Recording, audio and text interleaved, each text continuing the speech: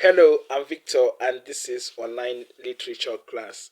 In our last lesson, we learned that there are two kinds of literature, which are oral literature and written literature.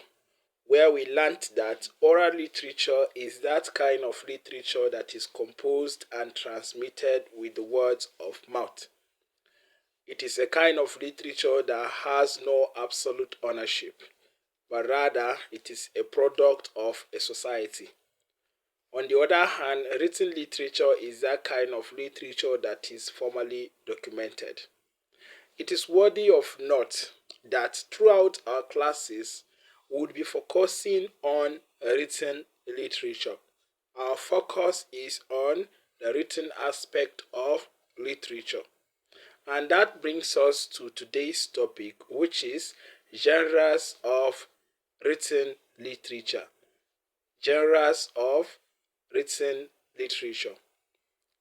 There are basically three genres of English literature, which include poetry, prose, and drama. In today's lesson, we are going to look at the meaning of each of these genres. Let's get down to it then. First, poetry. Poetry can be defined as an imaginative and creative work of art that is written in verses and stanzas.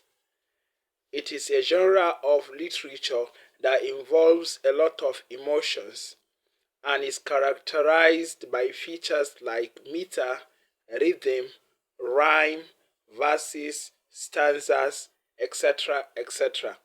We're going to look at all these features when we start to look at poetry as a topic.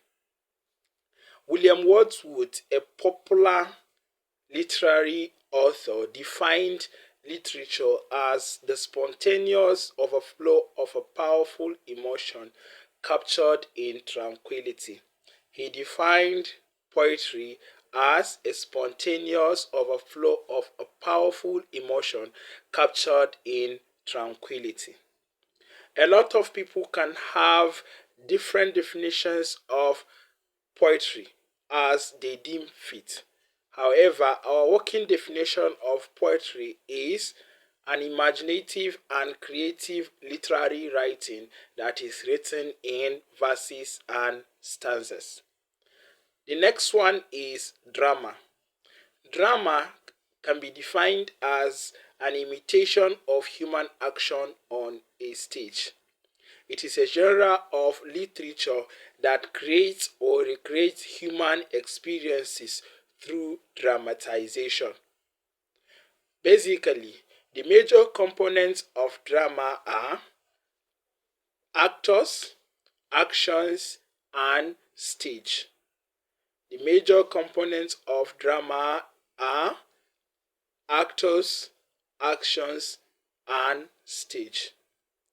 Basically, drama is largely actions and imitations. Finally, prose. Prose can be defined as a narrative literary writing that tells a story following a normal pattern of speech. Let me rephrase that. Prose can be defined as an extended or long narrative literary writing that tells a story following a normal pattern of speech. The origin of the word prose actually is from a Latin word prosus, which means straight on, forward, and continuous. Prose then can be defined as that literary writing that tells a story following a normal pattern of speech. Now, it is worthy of note that a person who writes poetry is called a poet. A person who writes a drama is called a playwright. And a person who writes a prose is called either a prose writer or a novelist.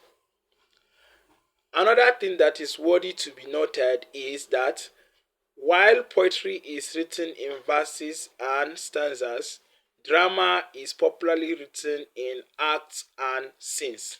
On the other hand, prose is written in chapters and paragraphs. That brings us to the end of today's class.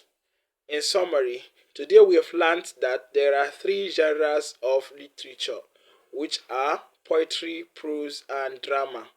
We learned that poetry is an imaginative and creative literary writing that is written in verses and stanzas. We also learned that drama is an imitation of human action on a stage. And finally, prose is a long or extended narrative that tells a story following a normal pattern of speech. Thank you, viewers, for viewing. Please like and share, and I hope to see you in our next class. I'm Victor. Bye.